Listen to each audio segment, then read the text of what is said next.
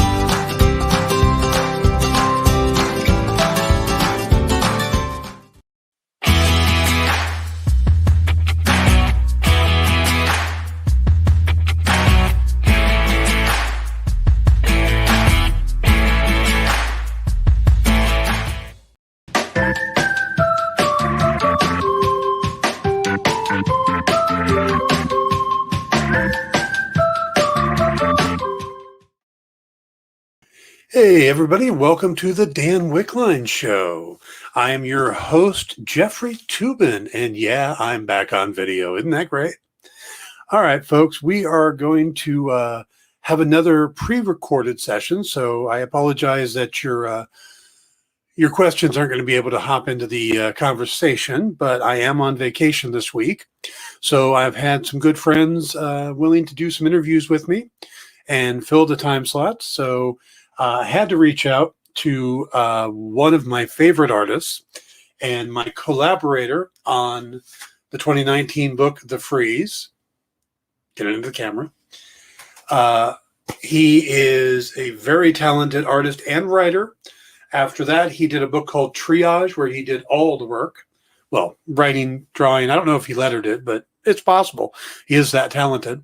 And he also did some Tomb Raider stuff and quite a bit of other things, I believe. So let's bring him in, and he can tell you the rest of it. Welcome, Phil. How you doing? Good. How are you? Doing well. It's been a day or two since we talked. just a hot day or two. Yeah. Yeah. I mean, we finished up The Freeze end of 2018. Yeah, I think that's when it was, December or something like that. And then it was out into 2019 is when it was released, if I remember right. So yeah. Yeah. So, and I got to tell you, there isn't a week that goes by that I don't hear from somebody going, when are we going to get some more of The Freeze? When are we going to get some more? Yeah, of all the books I've worked on, that is the one that I've gotten the most questions on about when like a next volume is coming. So yeah. I'm actually kind of hoping we might have some news on that. Okay. I understand that feeling. Yeah.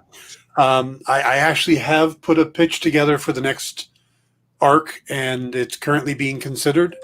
Cool. So I will basically, once I know, you'll be the next one to know.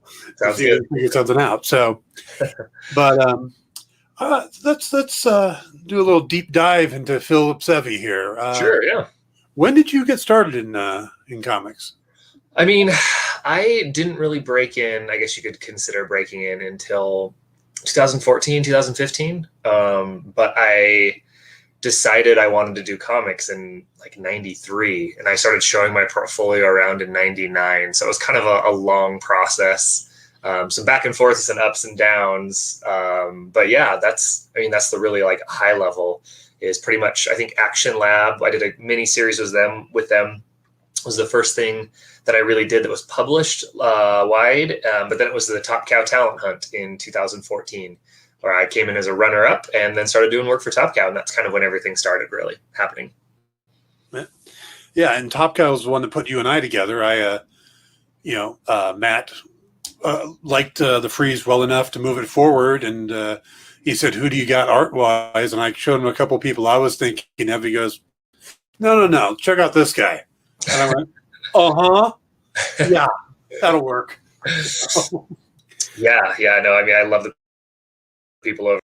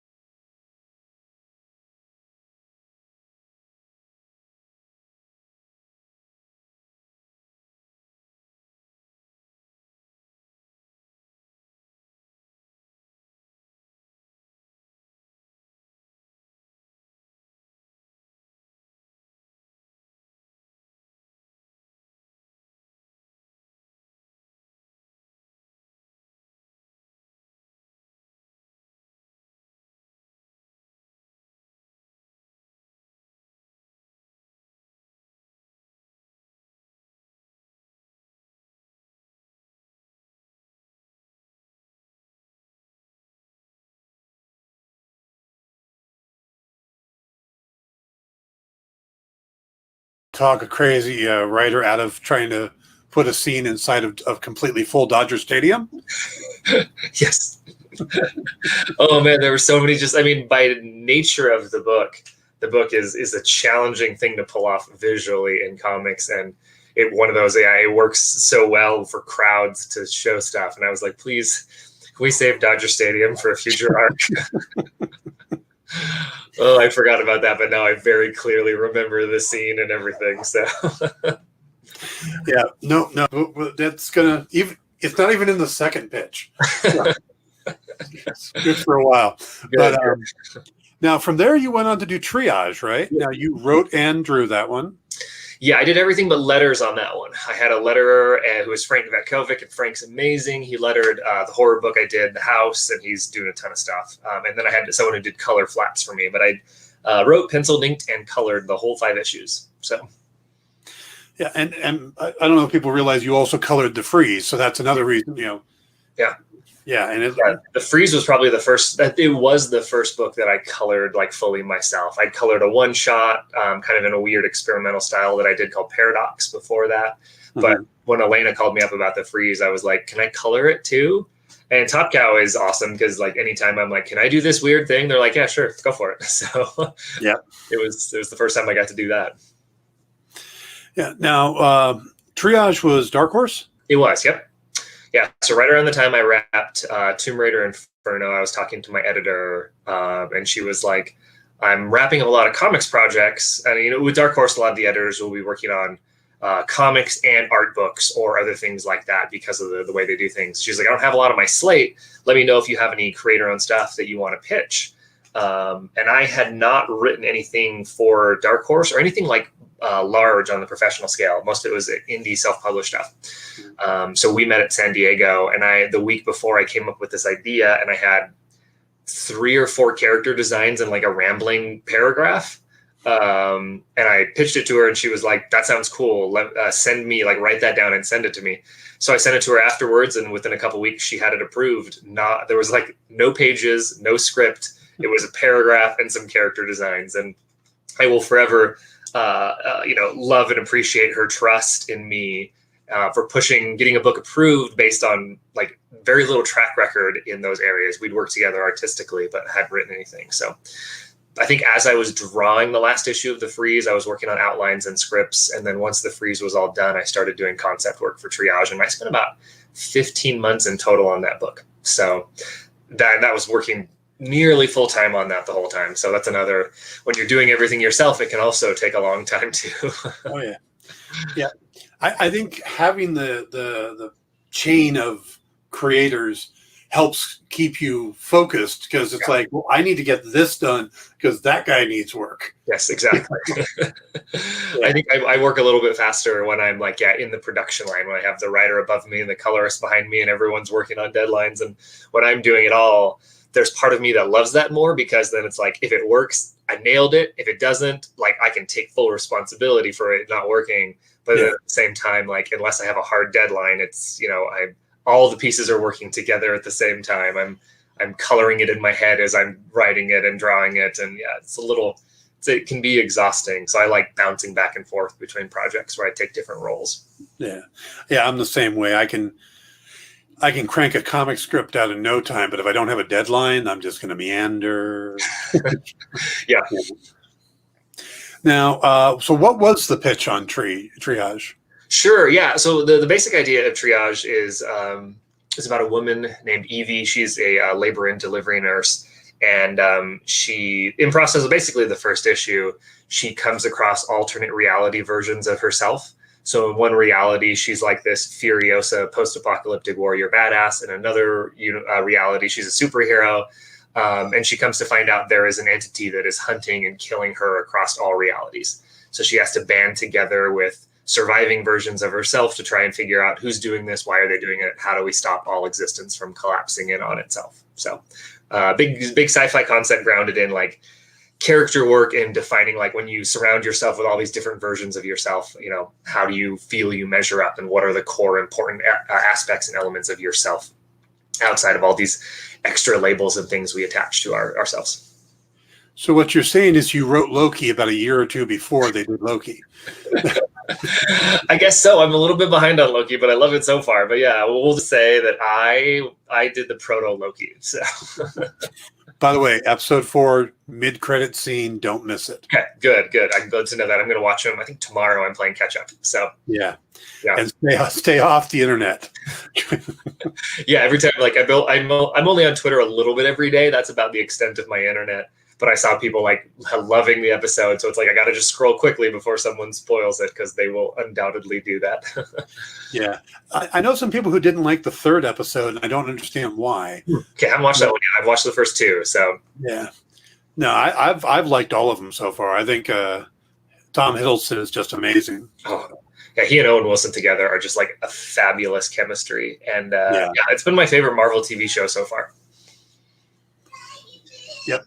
Oh yeah. And there's a I won't say anything about it, but there's a scene in the third episode that is a little reminiscent of the way it's filmed, the Daredevil fight scenes on Netflix. How it's just kind of one long thing. So you'll see it immediately when you'll recognize it when you see it. Oh, it's awesome. Yeah. All right. So I gotta bring this up because I always thought this was one of the most interesting things. The Council of Phils. Yes. The way you draw, especially group scenes, kind of give folks a little background. Sure. Yeah. So especially in books like The Freeze, and I used it quite a bit in Triage as well. And I think I'm using it less now than I used to, but I use a lot of photo reference, especially in conversation scenes, right? Action and stuff like that. I can't take a photo that will look like someone punching. So I just use the drawing skills that I have. But when it comes to like conversations and subtle body acting and cues that like I can get, yeah, there it is. There's a good example of it right there. I'll take a lot of pictures of myself acting things out to get some basic information about what a body is doing or what the angle is doing. And then for things like especially Freeze and parts of Triage, I'll just throw those photos into the drawing program I use and use them as a base layer for my pencils. So I'll end up with things like that scene in The Freeze where we open up on a freezer truck full of dead bodies, where I just pinned my camera up high and just, hit my time shutter and would lay down on the ground in various dead body poses. And then, Photoshop them all together into the page that I want and then use that as a base layer. So every now and then I'll tweet out pictures of my reference layers. And someone coined the phrase Council of Phils after the Council of Ricks and Rick and Morty, where it's just me talking to tons of myself. And The Freeze is a perfect example. I use lots of photo reference for individuals, for backgrounds, for everything, because it was such a grounded reality book. I wanted it to feel a little bit more real than some of the other stuff I've done. So yeah, I have every single page for that book, because that book was done entirely digital. I've got the photo reference layer where it's me acting every single part out with each other. So it looks insane. It is beyond ridiculous, but at the same time, it's really fun, and people have enjoyed seeing those layers up as I post them online. Yeah, we were able to print some in the back of the comic, and we did a little back matter stuff. And were there any unique challenges on The Freeze compared to your other books besides Oh, yeah. So, I mean, the core concept of The Freeze, I'm sure you've talked about it before, is the fact that just about everyone is frozen and can't move.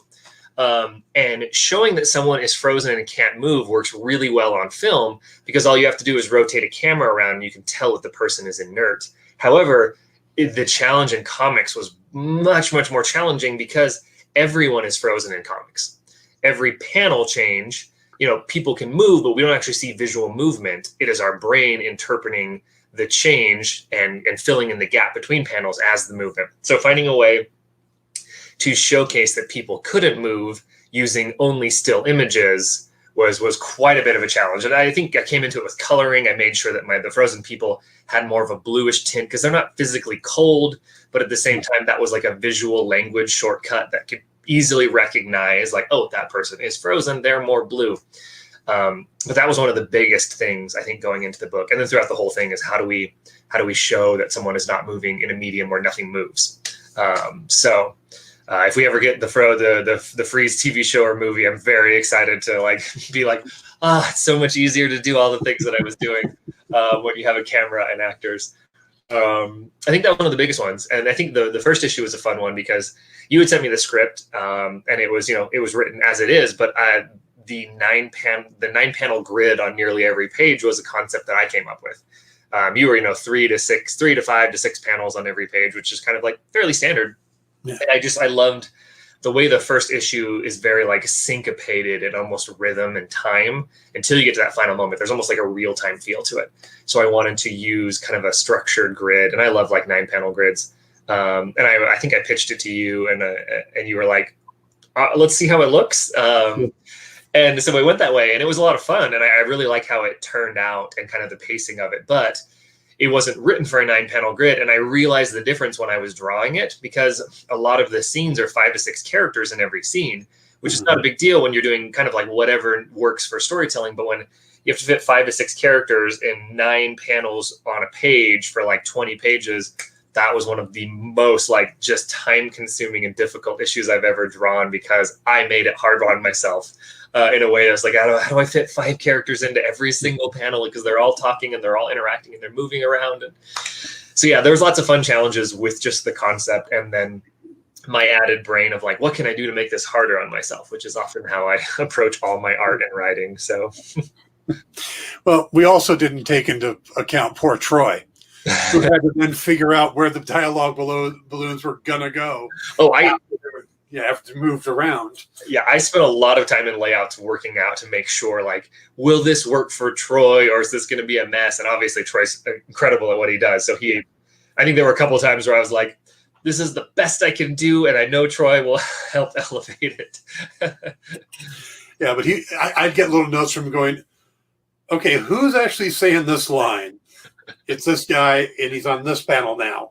Good. I'm glad you were able to help him out, because it was just the cast when that book is big, and I think each issue we'd introduce like 4 or 5 more characters, and I think my character design document just kind of kept growing as we went along, because that's it's Walking Dead-esque, and like the book lives or dies on the size of the cast, and then the who the cast is, and are they recognizable, and are they unique and interesting, and things like that. Yeah.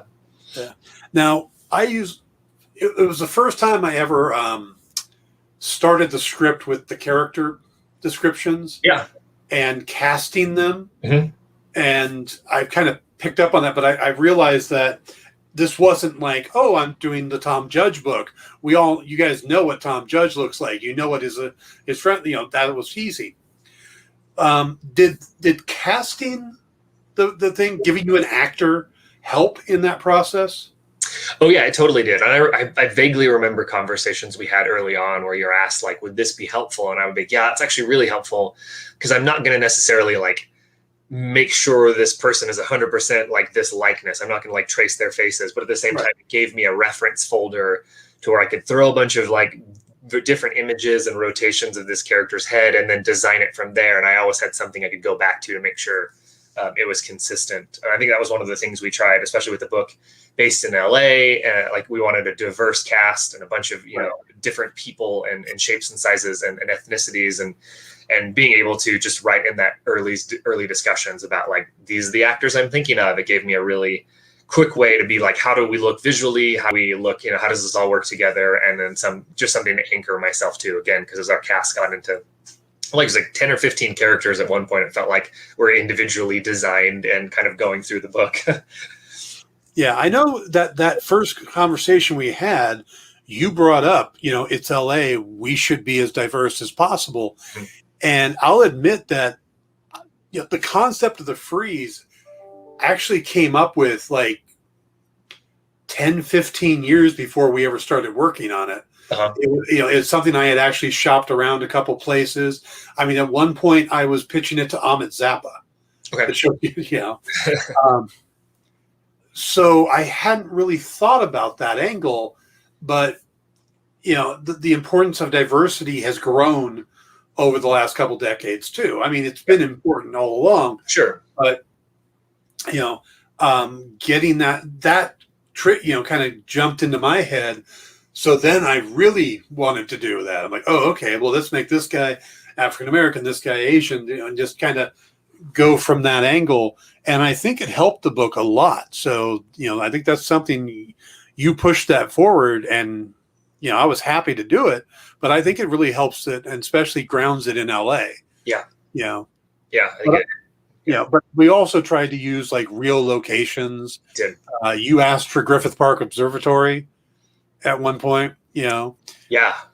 I think I probably regretted that a little bit as I was drawing it, because thankfully I found a pretty good 3D model, and then I spent an entire day building that model even more accurate and more interesting to use consistently.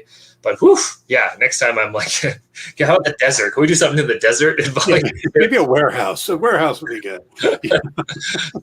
Yeah, I use lots of LA photo reference. Like you would give me specific locations and places, and I'm not in LA. I've been there before, but I would just go on Google Maps and drive around the areas we were in to look at the buildings we were at and try and make them feel as real and as accurate to life as possible. Yeah, and I would do the same thing when I'm writing the script. I would actually pull up the map and go, okay, what city should I base this in? And now we start off in downtown LA in the finance district, but then it's like, okay, I want something outside of LA, and that's how we ended up in San Marino, I think it's called. Okay, yeah. Yeah, where it's really nice houses. It's a place I drove through by accident one time. I was coming back from Pasadena. The freeway was backed up, so I did surface streets. Ended up in this area that was just gorgeous houses.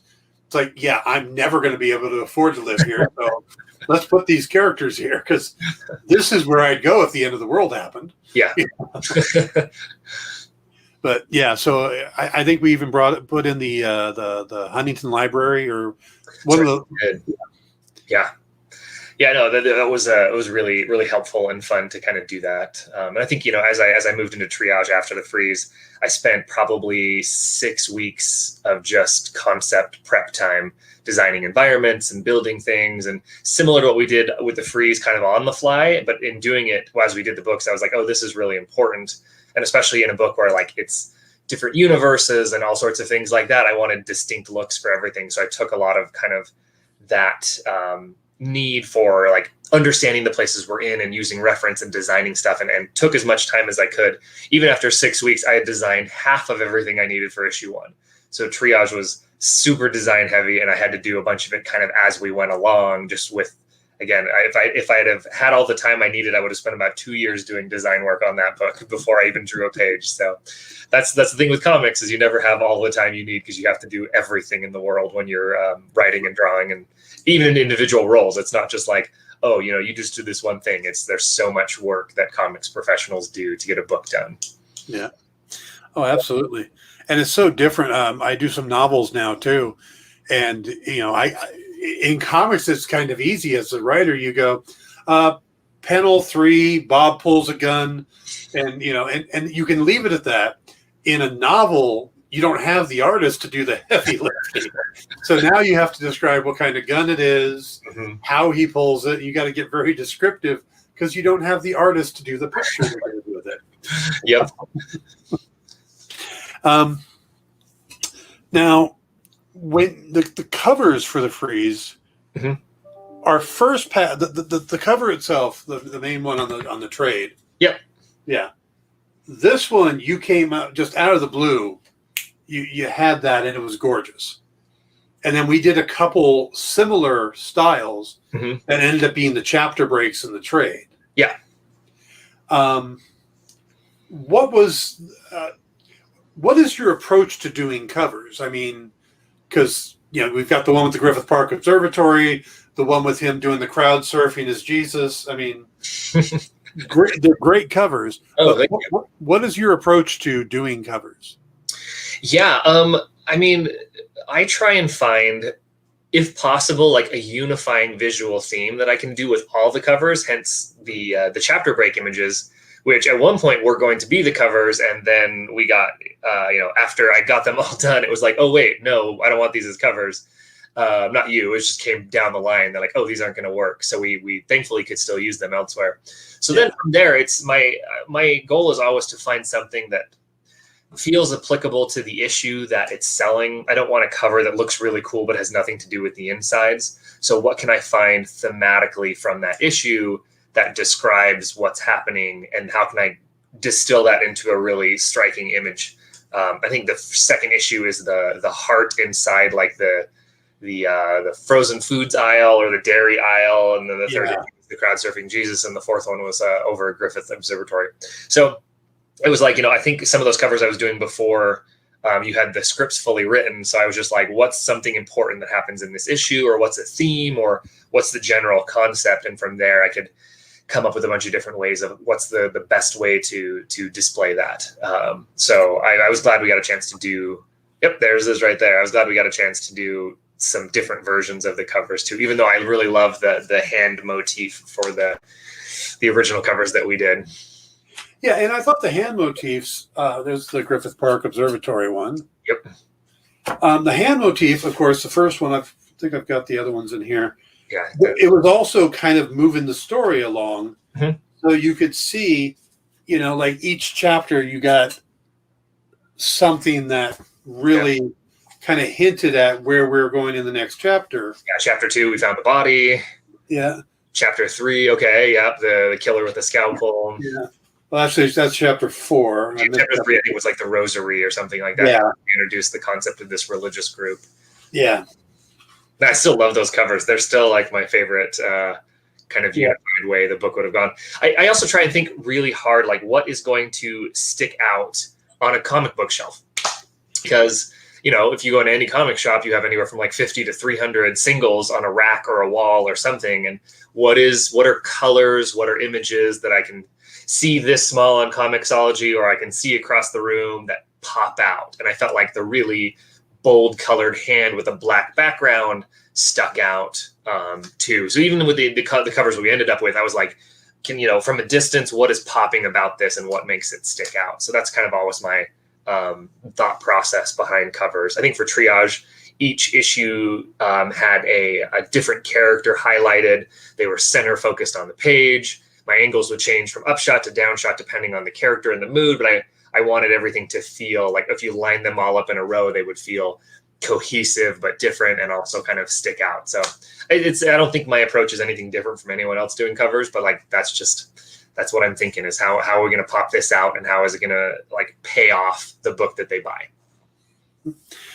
Back in the 90s, I was trying to be a publisher, and I would be working with a lot of young artists and stuff.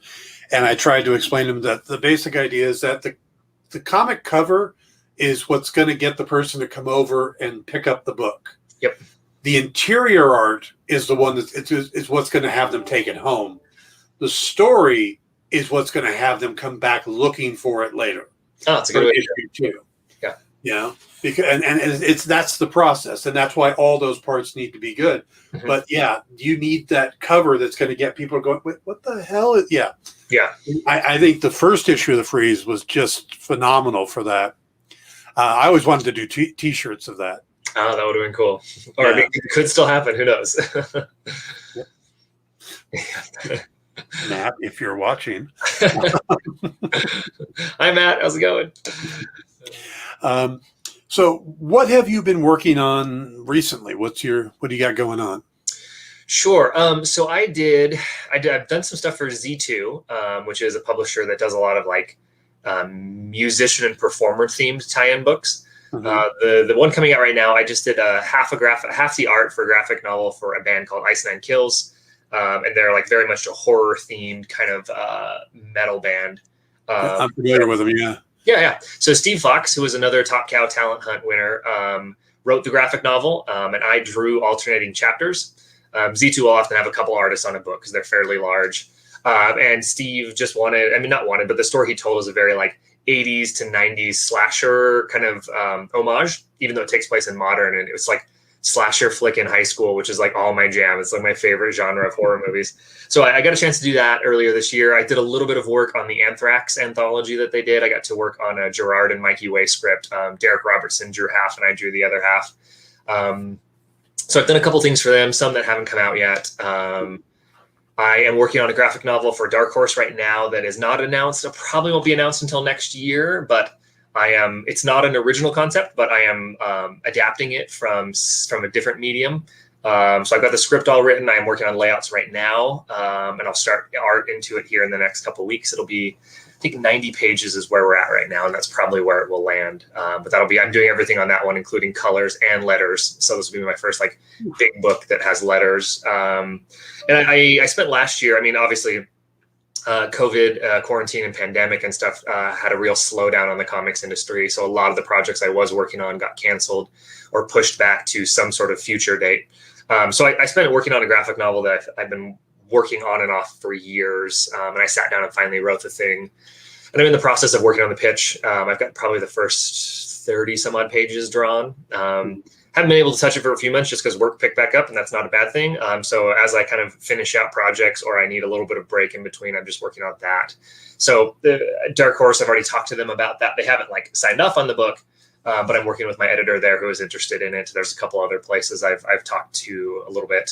So yeah, whenever I get a chance to finish putting that pitch together, that might be my next big on the side creator-owned project. I find I kind of bounce back and forth between like my own thing and then a book that I'm hired for, and my own thing and book that I'm hired for, because you have to pay the bills somehow.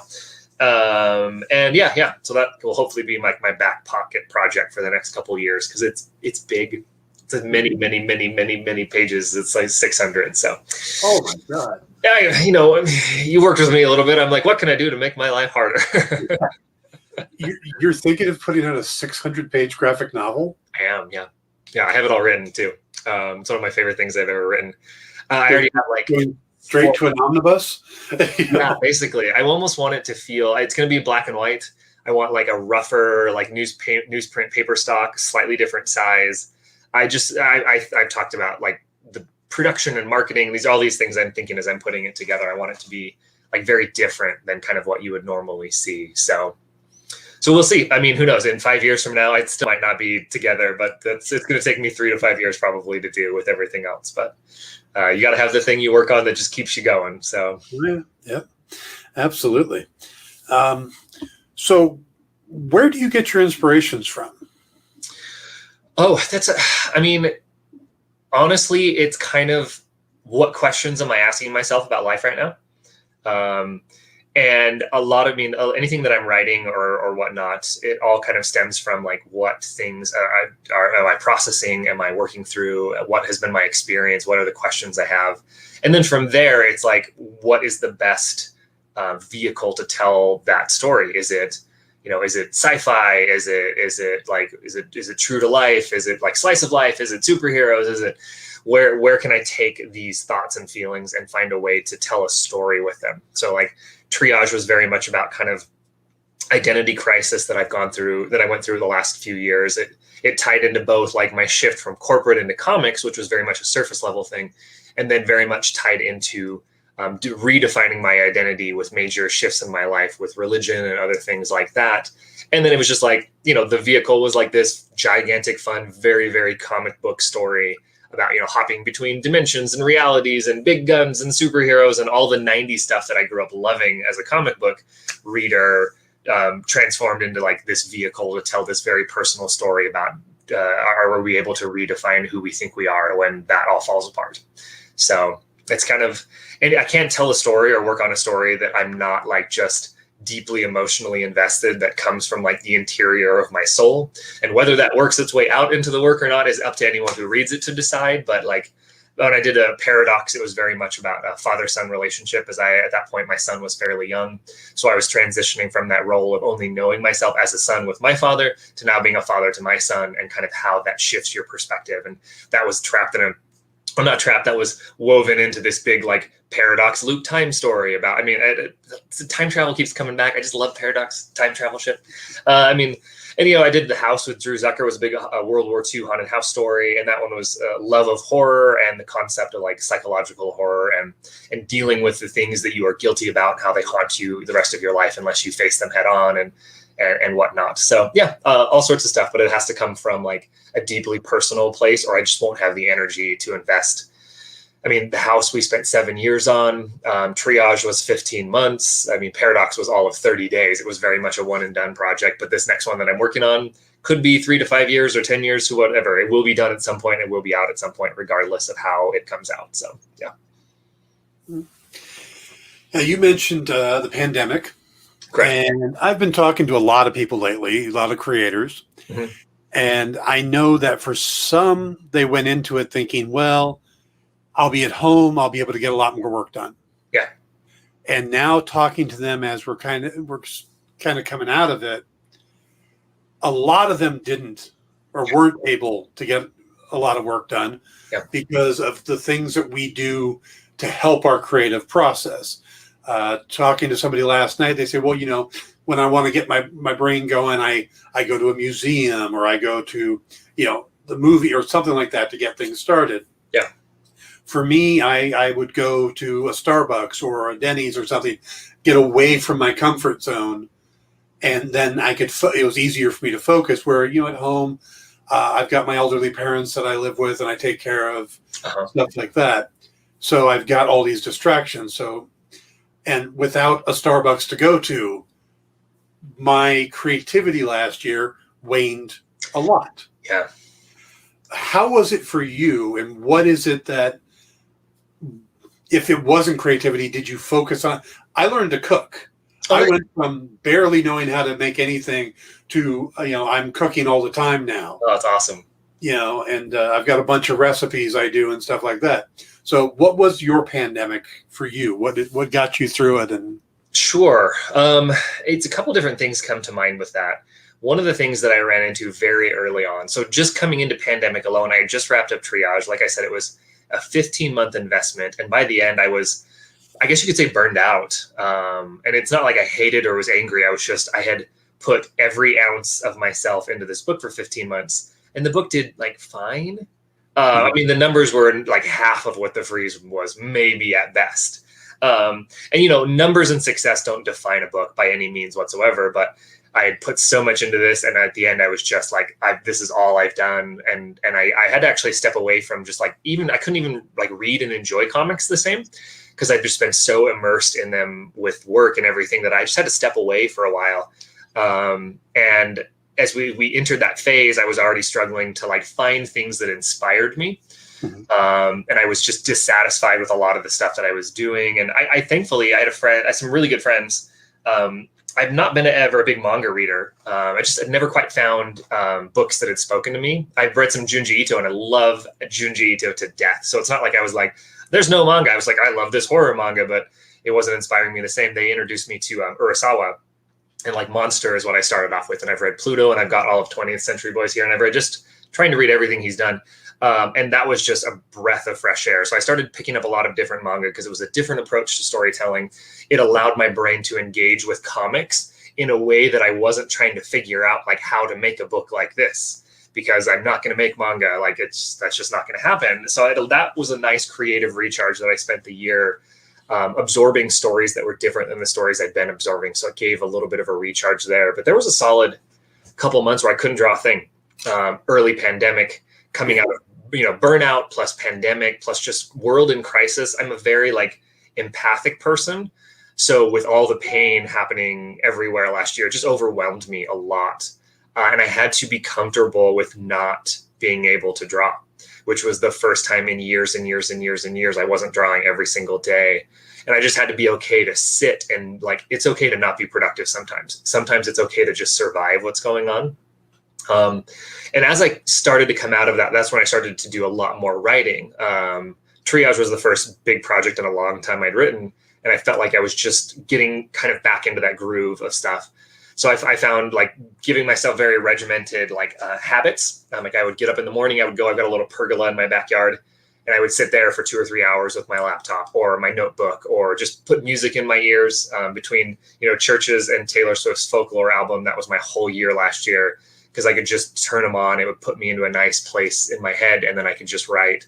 So I wrote so much last year. And then as time went on, I would find after I would finish that, I would go for a run for just a couple miles. I've been a runner off and on for the better part of like 10 or 12 years. But last year is when I like really like got to rededicate myself to this.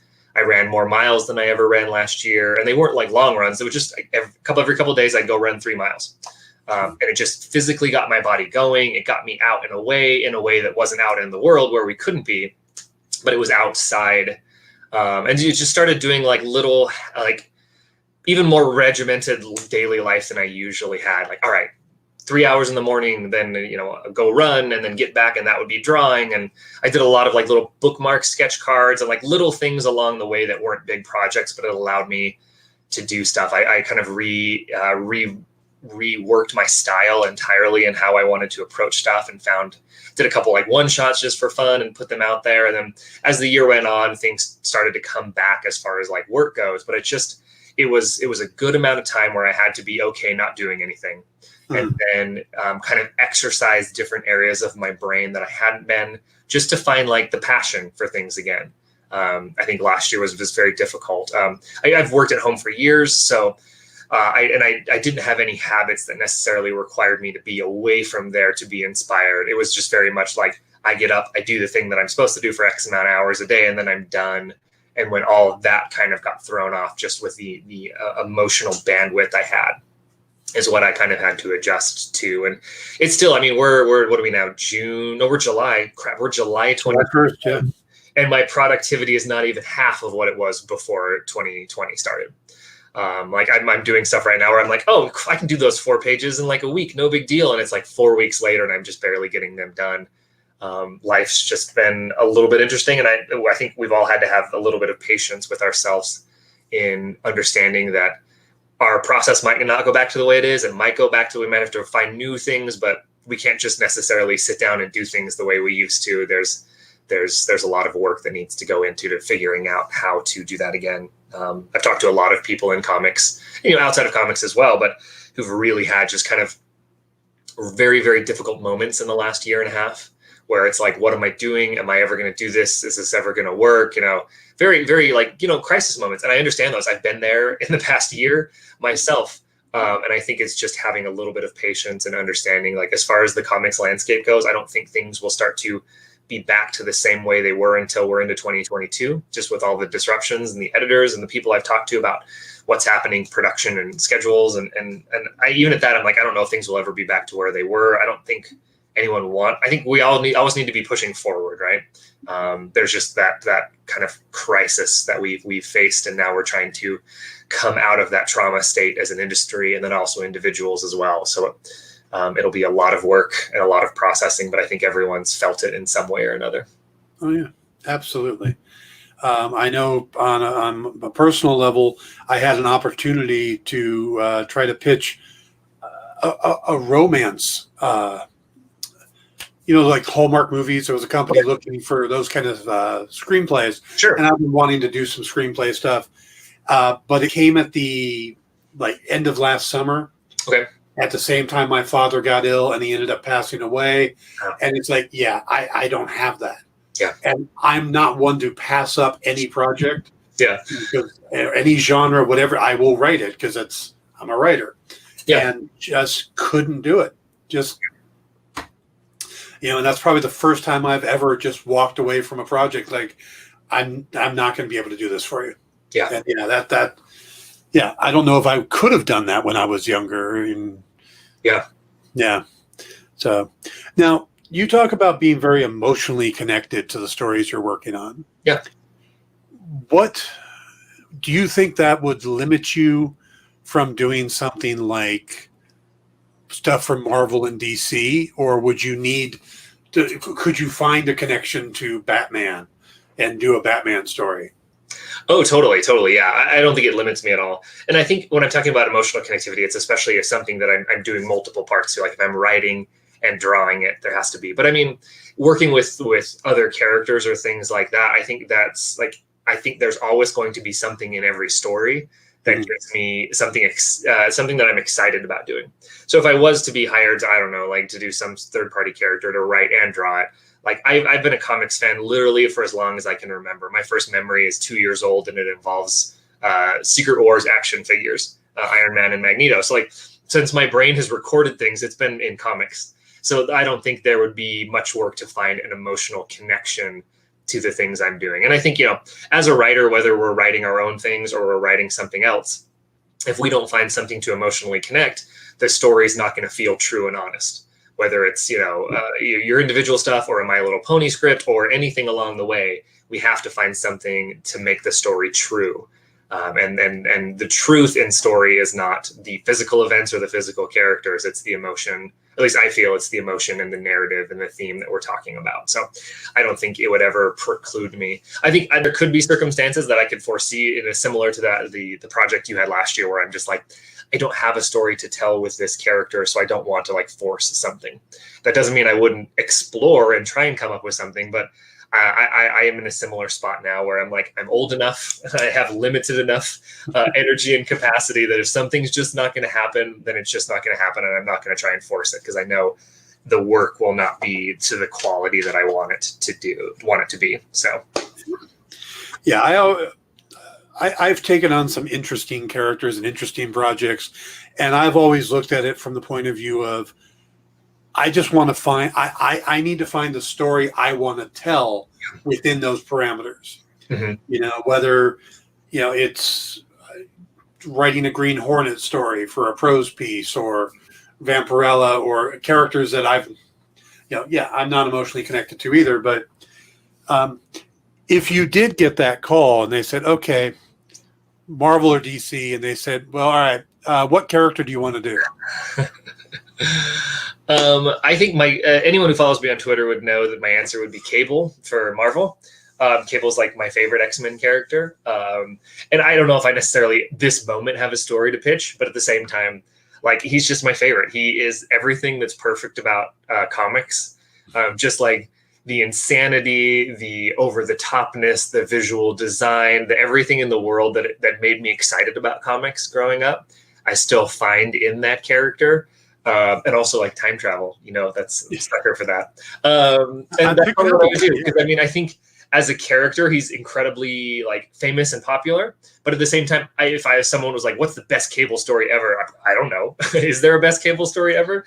I think the ground is fertile to mine and try and put a stamp on a character the same way like Fraction and Aha did with Hawkeye, or other things like that. Characters that are popular but don't necessarily have one definitive story that you could point to. Yeah. And that will probably be what it'd be, because I mean, like, it'll be insane, it'll be crazy, but it's grounded. Again, like Cable has so many like emotional things to him that I think would be just incredible to explore, between father-son dynamics, whether it be his father or his mother or his son, or the clone aspect with Strife, or the pseudo father figure with Apocalypse, or pick anything in the world, and I will, like, you can find a fun emotional way to tell a Cable story. So one day I will do the Cable epic that will, you know, hopefully be branded as like the Cable story, but who knows? Yeah. See, it's funny you picked Cable because I think I'm a bit older than you, probably quite a bit. So for me, Cable's still a new character. You know? Yeah. And anybody who was created in the 80s on are new characters. Fair. Yeah, because I grew up in the 70s, so those are the books. But for me, it's always characters like Daredevil for Marvel, or Green Arrow for DC, because they're grounded. They're human. It's their humanity and their problems and their, you know. And Cable is probably the other end of the spectrum in a lot of ways. Cable is the ultimate excess of the 90s. He is, yeah. You know, and I think to me that would be the fun challenge, because like I can see the humanity and where to go, and I was like, oh, I would love to. I love to marry like the biggest imagination impossible with like the humanity of stuff. So. That's at least my goal, right? But like, yeah, I love grounded level stuff. I think that's why Spider-Man's like legit my favorite Marvel character, because it's all about a person who's never going to be able to make everything happen, but has to not try. And that's what I love about Spider-Man, and will always forever. He's always the closest to my heart. So, I got a better understanding of Spider-Man a couple years ago from The Strangest Place. You know Jim Butcher, the guy that does the Dresden Files? Yeah. Mm-hmm. He wrote a Spider-Man novel. Okay. Which is fantastic. Interesting. Okay. And it kind of picks up off of J. Michael Straczynski's run, where he created the whole the animal totems. Yeah, Ezekiel and the other. Yeah. That run is one of my all-time favorites. Well, okay, then you definitely want to check out this book by Jim Butcher. Okay. But when I first saw that, I'm like, why is he doing Spider-Man? Wouldn't he? You look at Dresden Files, it's all about magic and sorcery. Why isn't he doing Doctor Strange? Yeah.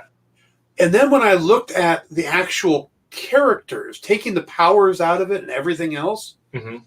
Harry Dresden and Peter Parker are very similar. Oh, okay. They're both big-hearted guys who want to do the right thing and tend to have the worst possible things happen to them. Yeah. And at no point are they ever going to be happy. Yeah. You can never have a Spider-Man story where everything goes right for him. Yep. Because that's not Spider-Man. It's the same thing with Harry Dresden. Yeah. And that really opened my eyes. It's like, okay, yeah, so he's great at writing magic stuff, but he's better at writing this type of character, and that's Peter Parker. Yeah. So that really opened my eyes on that. Did you have a DC character? Ooh, what would be my DC character? I mean, like some of my just like favorites off the top is like, I mean, obviously Batman. I don't think I would ever want to write strict Batman. I would like to write Bat Family stuff because I think, I don't know. I mean, like, I loved Grant Morrison's Batman and Robin run. Like Dick Batman and Damian Robin are the best Batman and Robin combo ever. You can't change my mind.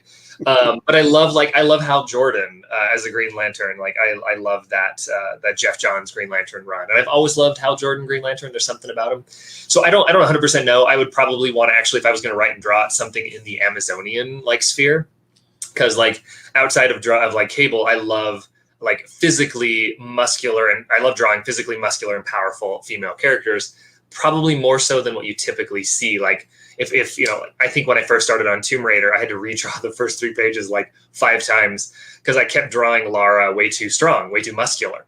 And they'd be like, she's too bulky. And I'm like, she hangs off cliffs with a finger. Have you seen like rock climbing professionals? Like, look at the shoulders on those people. They're amazing. So I had to constantly like refine her form to be more like a runner than like someone who would be doing CrossFit and rock climbing, which is what she should look like. So anytime I get an opportunity, like a She-Hulk or an Amazonian or something like that, I'm like, please let me give him as big as muscles as humanly possible, because I think that's amazing. We don't see it enough. So Hootie, I don't have a great DC answer yet. I don't know if I've thought as much about like where I would kind of find that spot that I'd want to be, but somewhere in one of those realms, maybe. Who knows? All right. Well, that is just about our time. Awesome. So I truly appreciate and enjoyed catching up with you. It's been a while. It is. Thanks for having me on. It's been a lot of fun to catch up. Oh yeah. Thank you. And hopefully we'll have some more stuff to talk about soon. That would be really cool. That'd be fun. Yeah. So I'm actually hoping to have a conversation today about it. So nice. It's exciting. Fingers crossed. Yeah. Absolutely. Do you like drawing fire? Fire's fun. If I'm coloring it, fire's even easier. So all right, just thinking, just thinking. Just put in the back pocket. Yeah. All right. Well, again, I appreciate you coming on. Where can people find you online? Sure. Yeah. So, I mean, my website's an easy, just kind of repository. It's just phillipsevy.com. And then I'm on Twitter at Phillip Sevy. And then Instagram is Phillip Sevy Comic Art. So 2 L's in Phillip. We learned that on the first issue of Freeze. Get phillipsevy.com. So, yeah. So, all right. Again, thank you very much. Thank you to everybody who's watching and tuned in. And I'll be back next week with live shows. But enjoy. Have a great weekend. Good night.